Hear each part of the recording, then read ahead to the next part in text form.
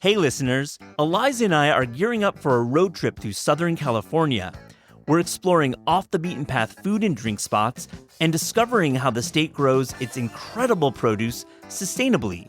Do you have a favorite hidden gem we should visit? Maybe a restaurant, bar, or market?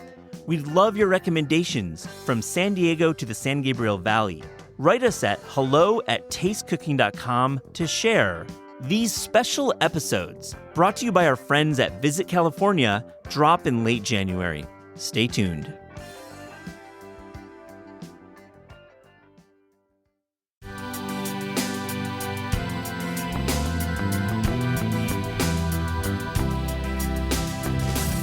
I love walking into a place that's had 100 years under its belt. Yeah. I'm a romantic. I think food and wine are romance languages. You know, that's why we do what we do, is because of like having dinner with people. It's sharing food and wine. There's like almost nothing like it. You know, it's one of the amazing things about our species that we get to do. This is Taste. I'm your host, Matt Rodbard. Happy New Year from all of us on the show. Today's episode is really special. It's a conversation with Innis Lawrence, who runs restaurants in one of my favorite towns in New York, Kingston. He is the owner of Ollie's and Ollie's Slice Shop, two spots that really are making terrific pizza. But he also runs Eliza, a European-inspired bistro with a focus on seasonal, farm-friendly fare with a really, really terrific wine list. It's dark inside. What a great place for a winter night. Innis is also behind Fletcher & Lou Provision Market, which features in-house products, rotisserie chickens, and honestly, he sent me some charcuterie and it was incredible. On this episode, we talk all about Kingston, this town just outside New York City that is doing some incredible things with food. We talk about some of his favorite restaurants that he runs and he doesn't run, and why there are so many chefs moving upstate to open there. I really hope you enjoy this conversation.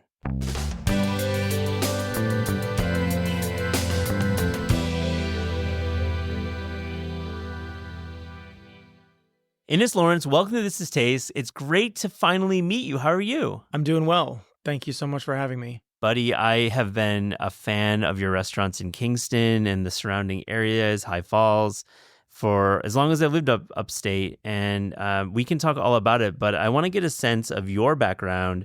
You grew up splitting time between Manhattan and upstate New York. Talk about living in two places, and for many of our listeners, they hear about upstate. You know, this like very wide term. You operate in Kingston, which is on the west side of the Hudson, the best side, in my opinion. And but many have questions about the region and the difference between New York and the Hudson Valley. So please let us know. I would love your take. Yeah, I mean, you know, for me, it's been... Growing up, it was always like north of the Bronx is upstate. I realized that is controversial. And I have a very old friend who's from Malone, New York, which is like 30 miles south of Canada. And he's like, dude, you're not upstate. And, you know, whatever. It is what it is. That's what we call it. That's how we reference it. It's all good. So, you know, yeah, I grew up. I was born in High Falls, which is in the Hudson Valley. And when I was a kid, my dad was a set builder. So I grew up went to first grade in the Upper West Side. He used to do the Geraldo show when I was a kid. So many stories to ask, but we'll do that for another day. In the heyday too of like when he got his nose broken, like, so grew up in like Old Times Square when I was really young. And so then always kind of splitting my time. Went to high school upstate, went to grade school upstate, but like always kind of splitting my time and having a real connection with the city. And it's a very unique, you know, area in terms of its geography. It's so close to the city, but yet you can feel so isolated and so far. And I think that is, you know, what's unique about it. And it's also kind of part of the Kingston thing that I'm finding is like, Kingston wants to sort of separate itself a little more than it can geographically. And it's sort of like, this is how it is.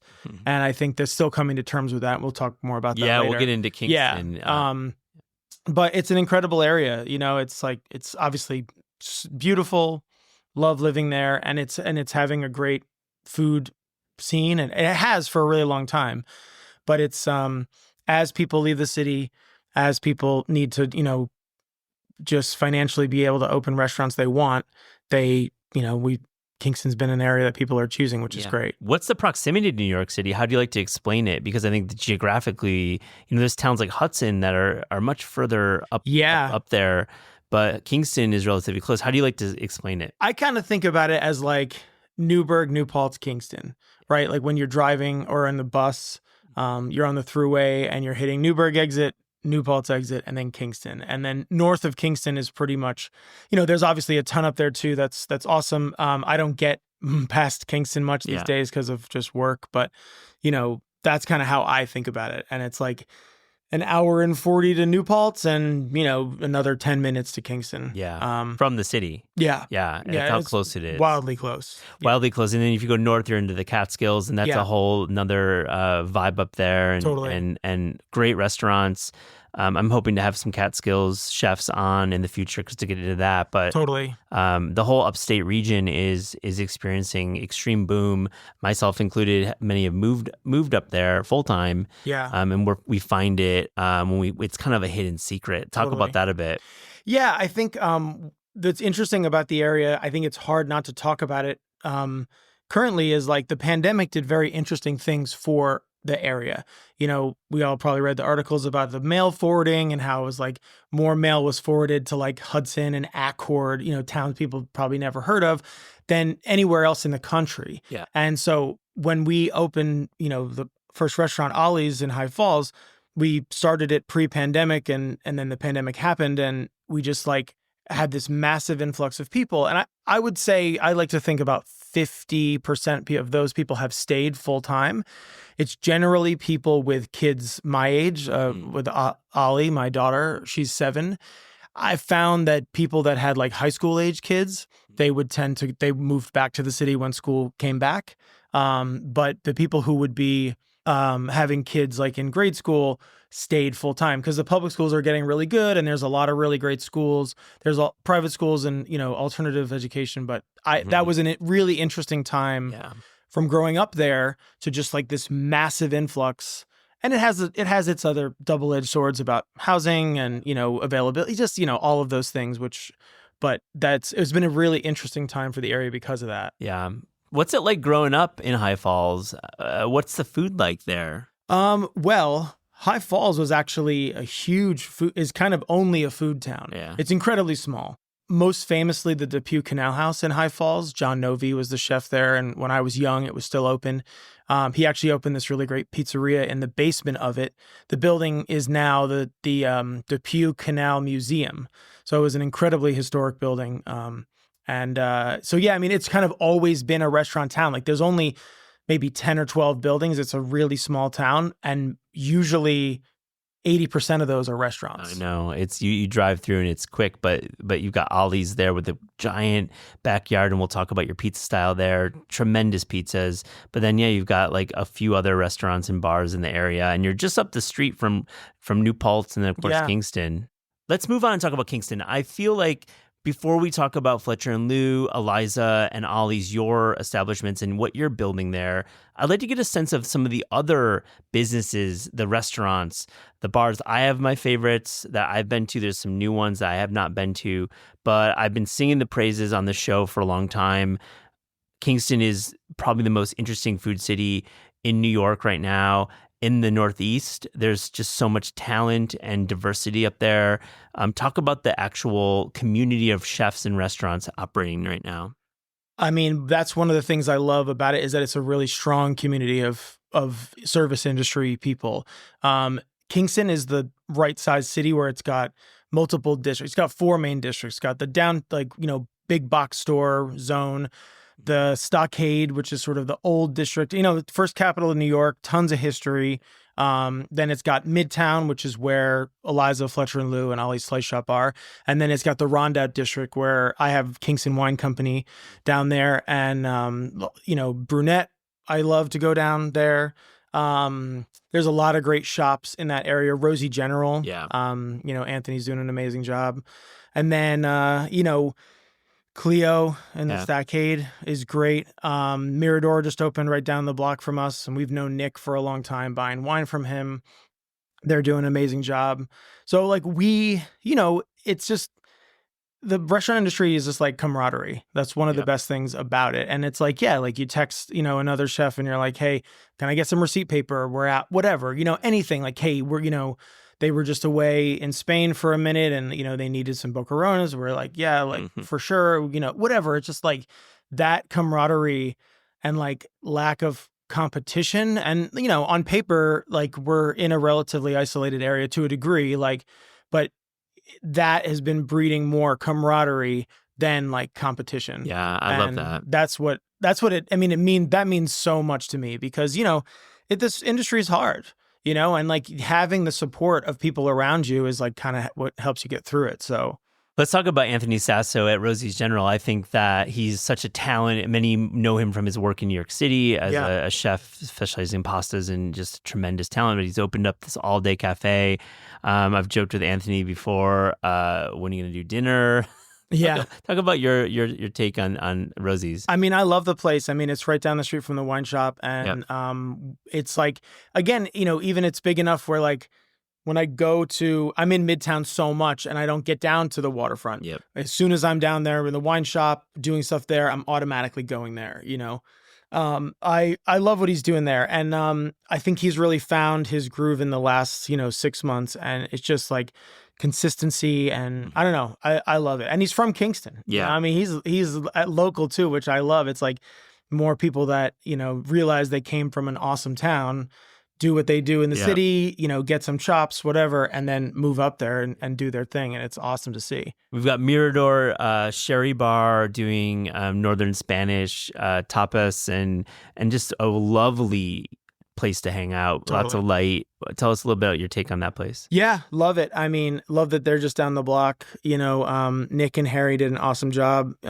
getting it off the ground. And Masood, the chef, super enthusiastic young chef, doing awesome stuff. And it's exciting to see. And I think, I don't know if they'd be able to open that place in the city. And I think like them seeing the writing on the wall of what's happening there and putting their flag down is just like, it's just great to see. I just want to see more.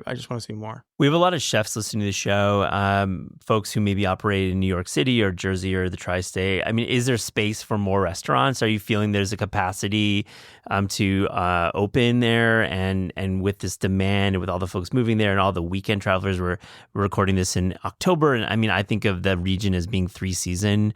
I mean, it's absolutely like in the summertime, it's absolutely, and spring is like the time when you're getting into that nature. And then of course, fall colors into the holidays. It's such a great place almost year round. Totally. And I think now we're going to see year over year with winter, it's just more and more. Sure. People are just there full time more. For skiing and all that. Yeah. Yeah. I mean, we're always going to be doing the seasonality thing and doing people coming through as a destination. That's kind of never going to change just in terms of capacity. But, I think that we're seeing so many more full-time residents. And I do think there's room for more. There's some cool stuff opening. There's a bagel shop going to open behind the hospital. Fancy.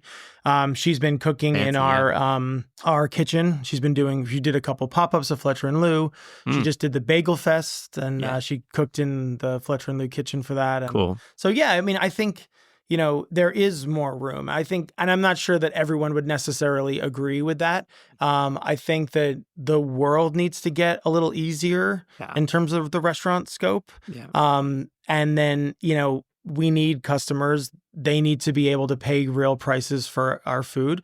And I think that is a factor that is going to, that's really what needs to kind of change, I guess is the word. But, I do think there's room for more. There's empty storefronts on Broadway that would be amazing for places. Good. That's what I was getting at. So there's definitely some great properties available there for rent and stuff outside of town as well.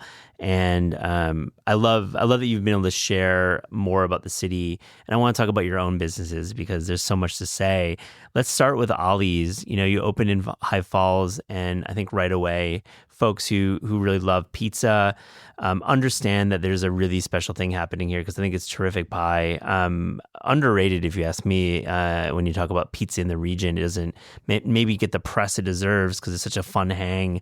How did you define your pizza style? What are you making there? So, we're kind of doing Neapolitan-ish kind of thing, right? It's not, we don't follow any of the actual rules of like the VPN. But my wife and I, who met in restaurants in Brooklyn almost 20 years ago, we moved back up to High Falls, and we were going to do a pop-up. We were trying to do like a wine and pizza thing. My dad and I used to make pizza together. He was really into baking, and we built some mud ovens together and made pizza all the time. And so although I didn't work, a ton professionally, I worked in restaurants, a ton, but not so much pizza. But it was always a thing I did. And we were like, look, like this building's available. It needs a lot of work. I have a background in construction and design as well. And we just kind of like bit the bullet and just did it. And, like I said, we bought the building in December of 2019. January of 2020, we broke ground, and then March happened, right? And it's just, mayhem, obviously. Yeah. Just trying to figure out what the world looks like, and just like, just how are we going to open a restaurant in this global pandemic? And especially in this town, like, is anyone even going to come now? Like, and obviously it was a risk before because, again, we got so much influx during that time. It was a big risk. But now it just felt like totally insurmountable. The double-edged sword was that we had tons of people up there all of a sudden. And outdoor dining. Exactly. And the yard was, we talk about it constantly. The yard was not an afterthought, but, inside is what I like designed it, put everything into it, wanted to make it this kind of like cozy, cool hang upstate, this big circular bar. And we were like, let's throw some picnic tables outside so that people can eat if they want to take to go. And it was like, that became like we were just like, we didn't open the dining room till October of 21. Wow. And we were just like, okay, how many tables can we fit in the yard? We're just gonna get him as far enough away and people feel safe. And that's what we did. And it was crazy. Yeah, I think I've never dined inside, actually. I've been there only in the yard. And I walk in to, order pies. I'm like, oh, it's a cool place. It's very moody. But like for me, it's like an outdoor hang. Yeah. It's cool. Let's move on to Eliza, which you opened with the gentleman who was cooking at Phoenicia Diner for years. And everyone knows Phoenicia Diner for this great reputation for doing up in the Catskills, like a very polished style of diner food. We published the book here at Clarkson Potter, and it's just a really terrific story. I've dined at Eliza a couple times and had just amazing food there. What's the style, and talk about the history of this place? Yeah, so Chris Bradley, my business partner in Eliza and all the Kingston businesses, he was about to open a place across the street from Eliza on Broadway right before the pandemic. He had design, he had signed a lease, and it was with a friend of ours who owned the building. Essentially, he was able to pull out right in March, and he was just, it just that's what made sense. So our kids went to school together. And he, was like, can I come on board with the Ollie's project? And we're like, amazing. Yeah. So day one, we worked together, and Eliza was kind of born of us making mozzarella at like 1:00 in the morning, being totally overwhelmed by, what was happening and just everything. And, we worked together like every day, and it was just it's sort of a combination of our favorite places. And it's European inspired sort of bistro, but not in, obviously there's French aspects to it, but it's he spent a lot of time in Vietnam. He worked at Gramercy Tavern for 12 years. And he dove deep into cheese in his career and went to the UK and worked in these cheese factories, and did all. It was very eclectic and just kind of like pulled from everywhere, and it was more about the style of the use of ingredients and not necessarily one specific. Yeah, it's like a global bistro in many ways, and you're going to have surprises on the specials board. You're going to have some real like cuts, burger cuts and things that you get in a traditional bistro setting. Great vibe. I love the way, great service. I feel like it's just a really nice, it feels like it's a well-seasoned restaurant, even though you're pretty young. Yeah, we're not even a year. We'll be in a year in November. Wow. But I think, that to me, and I really appreciate you saying that, because for me, it kind of lends it like, it's kind of our crown jewel in a way. And all of us, like Sophie, my wife, and Chris, and all of us kind of like taking everything we've learned from restaurants in, multiple decades and sort of applying it to the place we want to go. And we have an amazing GM there, Heather, who has an incredible resume as well. And like when we met Heather, we are just like, this is please, like, can we work together? Like you are the person. Heather's dope. I've met her as a customer a couple times, Yeah. and she's definitely makes that space really She comfortable. does, you know, and yeah, she's amazing. Yeah. And we're really lucky to have her. And yeah, so it's just, you know, the level of service is like, you know, not fussy and just straightforward and making you feel at home. And you can jump in the bar and grab something, or you can, you know, get styled out in the dining room, and, you know, we'll make it, you know, we've had some awesome buyouts in the dining room where it's like a real party. And, you know, yeah, I mean, when we opened, we had a crazy New Year's party, which is like exactly what the space is great for. Yeah, it's a really moody place. You mentioned it a little bit, but, you know, right now we talk to chefs all the time on the show, and like, you know, with the cost of doing business, goods and labor just escalating, you know, is there like general sticker shock sometimes when folks enter your restaurant? I mean, how do you negotiate with this as a working operator right now at the end of 24? Yeah, I mean, there's definitely some sticker shock for sure. It's just the nature of when we opened and when we bought the building and how much things cost, and it has to represent that. And, you know, I can live with it because I look at the P&Ls, you know, and it's like, I know what and I think, you know, we can touch on a lot of these subjects because yes, it's like, it's on the tip of everyone's tongue because it's just really difficult to operate right now. But I think what's happening in Kingston to a degree is that there's many, many places that are not raising their prices that need to for fear of alienating their clientele. And, you know, we can use the word local or not, whatever we want to, but that's the case. And it scares me because they're not doing it to the detriment of their own business. And, you know, I think everyone needs to have more money in their pocket. That money will eventually, that's, you know, bars and restaurants are like the backbone of our cultural economy. Agree. Every fully. Town, I don't care where you are in America, the world, we rate the sort of cultural viability of our towns by our bars and restaurants. And it's hard when people don't have the money to support them, well, even when they want to, you know? Yeah. I think that most people also want to have the money to buy better product. And I think they understand it, but I think that the sort of anger or whatever, the animosity towards the final price on the plate tends to be misguided, thinking that it's the restaurant owner becoming wealthy through this endeavor on the backs of what, you know what I mean? Like, and I understand that has happened in America. Like, it's not that isn't a real thing. But it's not my case, you know, and I, you know, you can't like tell that story to every person coming to sit down. And I understand. I mean, yeah, like no one's getting rich. Just trying to keep the lights on and do a service and build an institution that we care about, you know? Yeah. And I've spoken with Claire DeBoer about this topic. She runs Stissing House on the other side of the river. And you can talk to Jeremiah and Fabian as well. And any of the chefs who operate upstate, no one's like making a killing. It still is a low margin business. And to be clear, your prices aren't sticker shock worthy. They're actually very modest and in line with like the style of service you provide. You know, it's not like it's outrageous at all. Yeah, I agree. I definitely agree.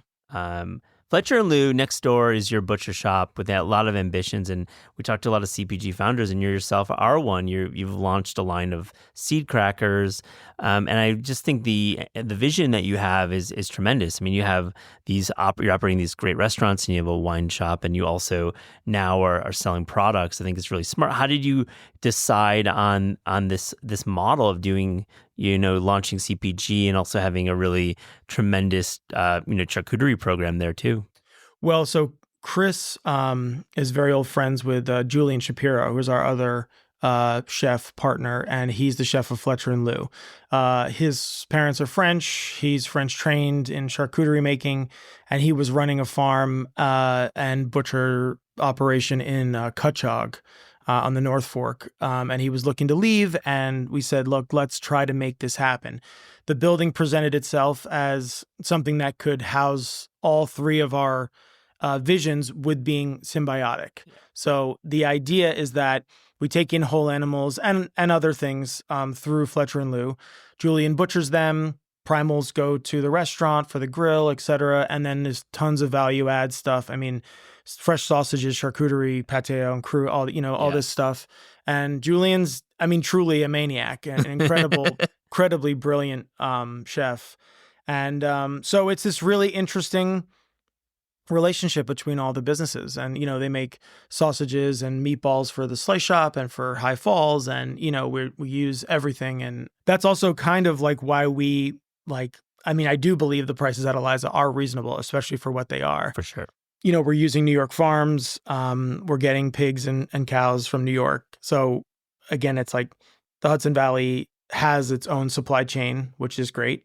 And so, yeah, I mean, trying to use everything and add value to every part of animals is like a big part of what we're doing. And yeah, it's not easy, but it's really fun. It's incredibly fun. Yeah, talk about these seed crackers that you've launched, and you're in 30 stores now. Yeah, so we developed this seed cracker for the menu at Eliza from day one, and we just love it. And so this has been kind of my personal project, the seed cracker in terms of CPG, and it's still very new, and trying to get it off the ground and scale it in a way. And I think, in terms of the economy of scale, I think that's why chefs do end up turning to CPG, because it's a scalable product and they can go outside of their four walls with things that they make and that they're proud of. And we're no different, All right, Innis, tell me you've written about the short attention span that our dining culture has, and you have a lot of thoughts. You're a terrific writer. And I'd love to tap into that, because I think you're maybe a little critical about the idea of the diner having a wandering eye of sorts. I think to me, it's more that, restaurants take time and they need time. And what I kind of mean by that is like, let's say you build a business plan, it takes better part of a year, and you go to build out and you get a lease, or you buy a building and you build it out and you've put everything, you get your kitchen, whatever. Just the road to getting to opening the doors is so long. And I think, most restaurants, when they open right off the bat, aren't great. I mean, some are obviously better than others, and that's a generalization that is in no way meant to be disparaging. It's just that a restaurant, usually, if someone who's, especially a chef who's really like into their craft and doing it and developing it, is probably going to be better in 6 months, maybe better in a year if they're real, I just love the idea of institutions. And I think that there's a degree in social media that can push us towards a shorter attention span, where I think that it pushes people to say like, what's next? What's next? What's next? And, to me, I just think like, I really like places that can have their time and be given like the space they need to be creative and like really develop what it is about a restaurant and the passion about it. Yeah, as diners, we certainly want the next best thing, and we want to look at the hot list on Resy. And, it's nice to go to new places and talk about it with friends. Totally. It's part of virtue signaling of restaurant culture, and we all recognize that. But again, on the flip side, and hearing it from an operator, that fucking sucks when you've done your year and there's like 3 or 4 new shiny new toys out there. Yeah. And you start to dip a little bit because you're not the hot thing. And yeah. How do you persevere through that? I think you have to. Time is the thing that you need the most, and just doing everything you can to stay and just have time under your belt. I think Ollie's has had 4 years now, and I feel like it's the best it's been, and I feel like it's really dialed in a way, and like year 4 feels so different from year 1. And, I feel like if we'd only had 2 years, it would have been not as good. It's just not as good, and I think I love to think about what's new and see what's new and look at the new restaurants too. It's not even to take that away. It's more of just like remembering that, I want places to stick around, and like, I love going to Peter Luger's. Like, I love it, and like, yeah, like you can say, oh, this fella, what, you can, whatever. But like, I love walking into a place that's had 100 years under its belt. Yeah. It means so much. Like, it just means so much for us as a country, as a culture. Yeah. I'm a very romantic, and you walk into Eliza and you can see it in your spaces. I'm a romantic. I think food and wine are romance languages, and I am truly an undying romantic when it comes to that. And that's why all of us, that's why we do what we do, is because of like having dinner with people. It's sharing food and wine. There's like almost nothing like it. It's one of the amazing things about our species that we get to do. Love that thought. And I'll add 100 years is great, but even like a 10-year-old restaurant like Four Horsemen, walk in there, walk into the places that in your neighborhood that have been around for 2 years. And I think this is a great lesson that we can balance our limited budgets between the new thing and maybe the Elizas of the world, which are just turning 1. Yeah. Love Four Horsemen. I was lucky enough to live in the neighborhood right when it opened, and Sophie and I went in like its first, right when it opened, and it was amazing then and it's amazing now. You know, I mean, and like Nick is incredible, doing incredible stuff, and like continually like just innovating. And I don't know, I mean, R.I.P. Justin too. I mean, I know. Brutal, such a blow. Recently had Nick on the show, and we talked about that. We talked about his great new cookbook as well. Absolutely devastating that loss of Justin Turneau. Yeah, it's brutal. Talk about your time in Brooklyn when you were working, and where the second part is, where do you like to go out when you're down in the city to dine? I know you're looking probably always for inspiration in New York City. Yeah, I mean, I moved to Williamsburg in 2002, I think, for the first time, and then moved to the financial district for a few years. But went to college at School of Visual Arts, and kind of did a bunch of stuff throughout the restaurant industry. And and when I'm down recently, I've been to Claude and Penny a couple times, which are just so good. And I mean, I've really had 2 phenomenal meals at Penny back to back. Chase doing awesome stuff there. And I love the program there. Yeah. I mean, I kind of think we also, now that we've been full-time in High Falls for like 6 years, we kind of try to grab onto some nostalgia too. So we'll go to Diner, which we used to go to multiple times a week. We used to walk, we used to live down the block, and we'll go to like old hangs, but in terms of new places, Penny and Claude are the 2 newest ones that we've been to. Great call there for Diner as well. Just never forget Diner. What a legend in Williamsburg. What a iconic. Living there in '02 as well. I moved to the East Village in '02, so we have a similar path. What an interesting time for Brooklyn when you were living there. I mean, it really was not. No. I mean, anything it is today, Williamsburg in particular. Totally. What was that like then in '02? It was awesome. I mean, it felt pretty no man's land. A couple years after that, I had a studio on Kent and North 12th at the Bayside Oil Building, which is still there. And it was like, I mean, it was there was nothing there. Yeah. Greenpoint was, nothing like it looked now. And, I mean, I remember I used to rent this railroad on North 9th and Driggs from this realtor who had an office on Bedford, and it would just be like, you just go and talk. Like, it was so casual. Yeah. It really felt amazing. And I was lucky to have my old friend who passed away in the pandemic, Joe Folia, who designed a bunch of restaurants and really opened my eyes to restaurants. He designed Dressler and Dumont Burger, which is where Sophie and I met at Dumont Burger working. Oh, you were working at Burger? Yeah. Oh, what a legendary place. Yeah, she originally started at Dressler, and we met. She took over some shifts at Burger when I was working there, and we met, and that was it. Yeah, and it was just an awesome time for the Diner opening, and it was amazing. And you've been to Prairie Whale, and Mark, and I just like love his spot too. It's like he's a huge inspiration to us, just in restaurants. He had the first pizza at Friends and Family at Ollie's. Mark did, yeah. So we try to see him whenever we can get up there.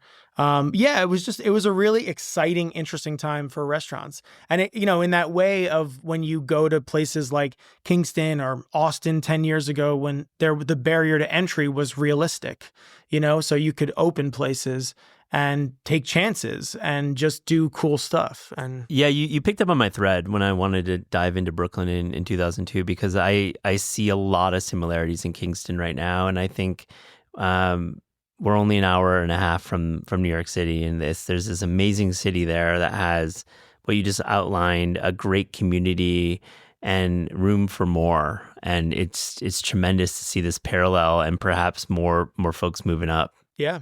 So Innis, let me ask you, in 5 years, where do you see yourself? I envision that there'll probably be more things, more restaurants, maybe expanding around the area. I just like, what's on your vision board? I mean,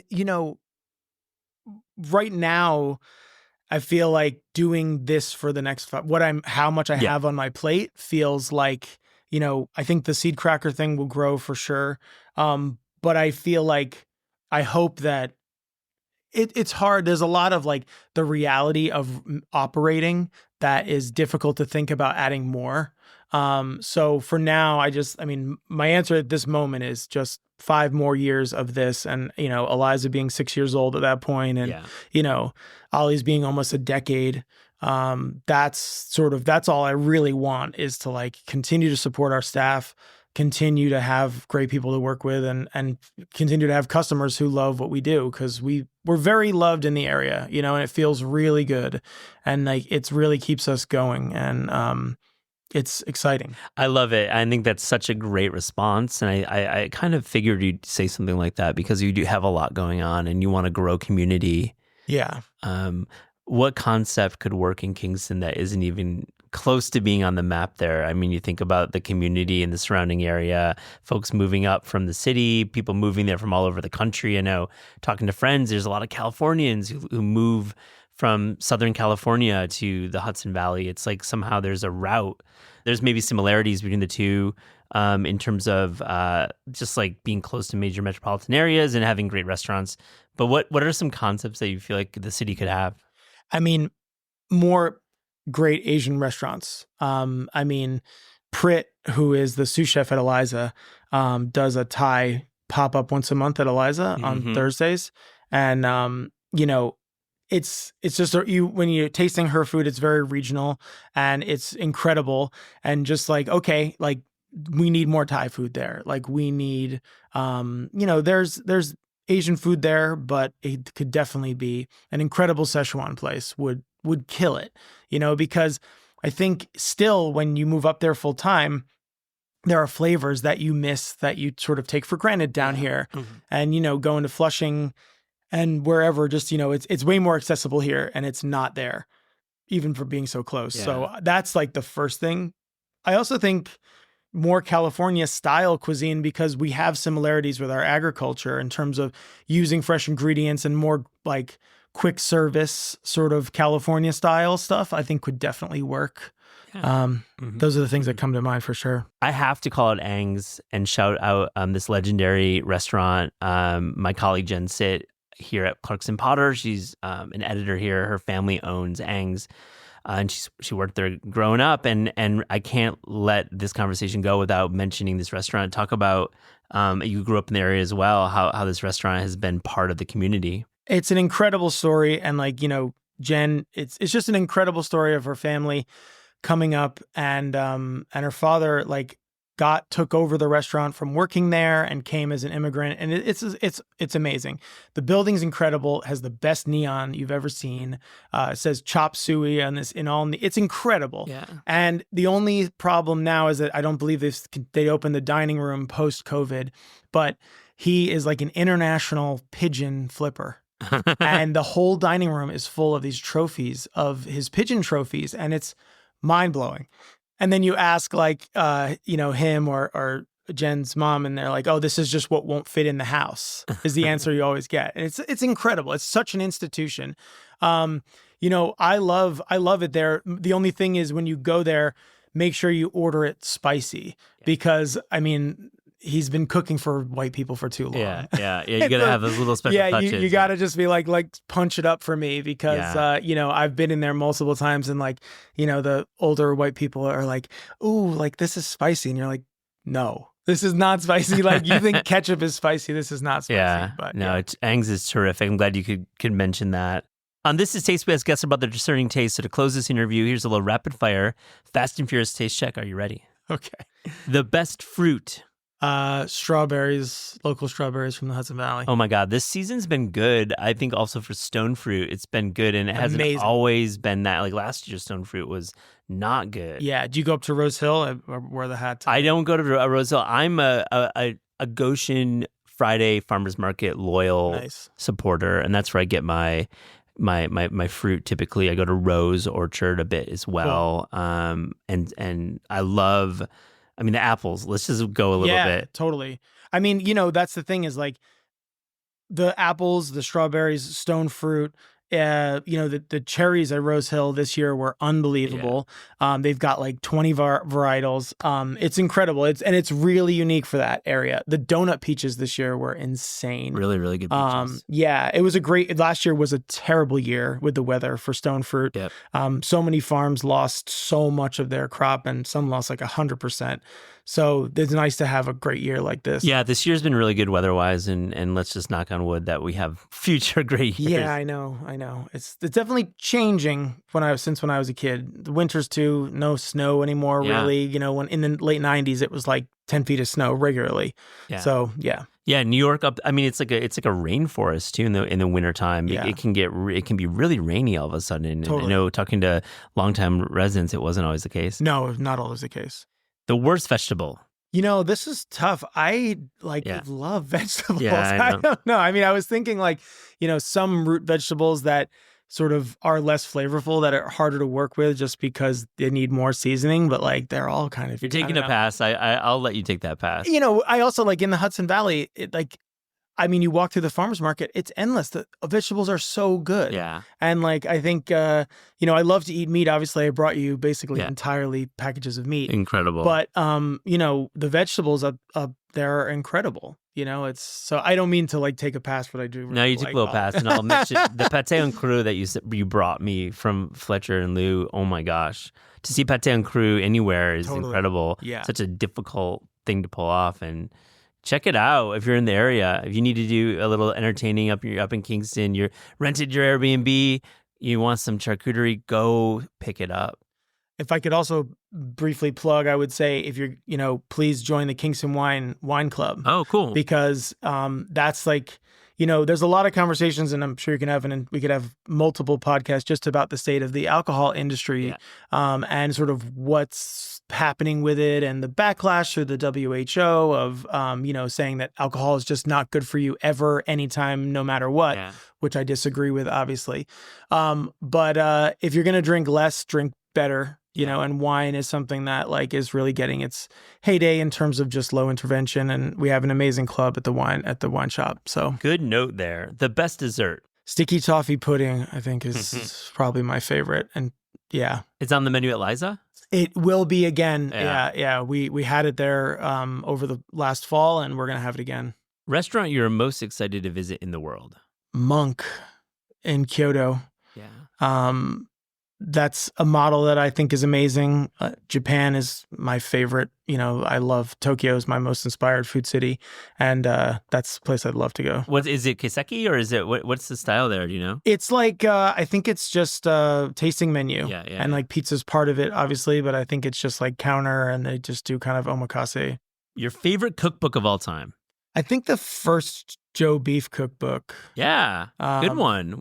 We published that here. It's an amazing book. I mean, cooking out of it is difficult, but it's just incredible to see that and talk about encyclopedic knowledge of cooking and those. I mean, David and Fred are two of the most inspiring restaurateurs on the planet, in my perspective.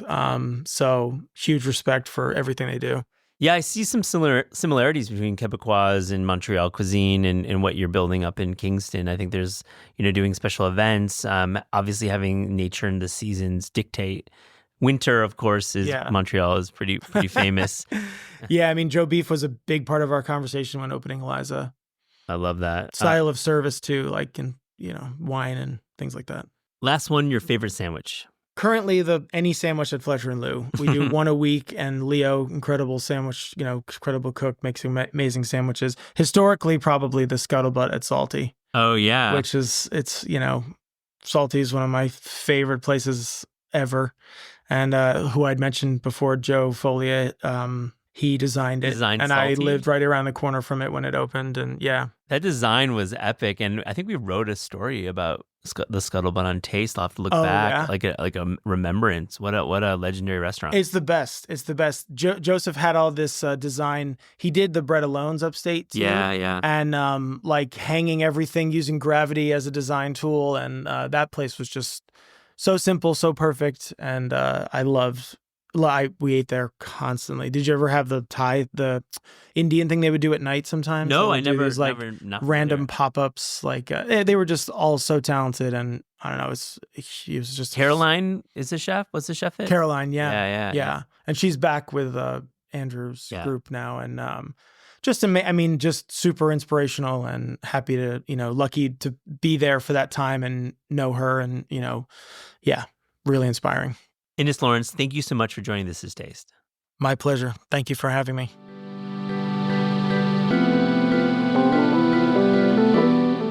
This Is Taste is hosted by Eliza Abarbanel and me, Matt Rodbar. The show is produced by Shalia Harris and Pat Stango and edited by Clayton Gumbert. Theme music by Steve Rydell. Visit Taste online at tastecooking.com and make sure to subscribe to our newsletter for updates on all cool things that are happening.